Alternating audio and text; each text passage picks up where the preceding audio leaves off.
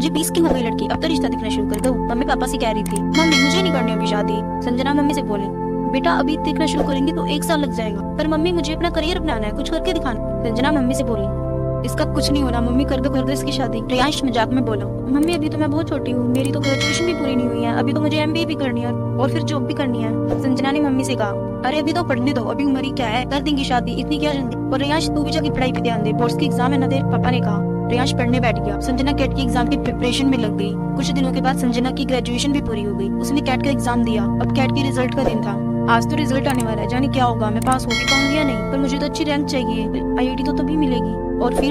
और फिर संजना ने रिजल्ट चेक किया, वो फेल थी, मैं पास भी नहीं हो पाई। अब मैं क्या करूंगी, मैं तो फेल हो गई, मम्मी पापा को कैसे बताऊं। संजना मन ही मन बोल रही थी। संजना बेटा क्या रहा रिजल्ट, पापा ने पूछा। पापा वो मैं फेल हो गई। संजना ने हिचकते हुए बोला कोई बात नहीं बेटा, कुछ और कर लो, पापा ने बोला। संजना और पापा की बात चल ही रही थी कि इतने में मैं कहती हूँ शादी के लिए अब भी सोच लो। सभी रिश्तेदार भी कहने लग गए अब तो। मम्मी पापा से कह रही थी पापा मुझे एक बार फिर से एग्जाम देना है, मुझे IIT से ही MBA करनी है, प्लीज पापा। संजना ने पापा से कहा कोई बात नहीं बेटा, तुम अपनी तैयारी करते रहो। और पापा वहाँ से चले गए।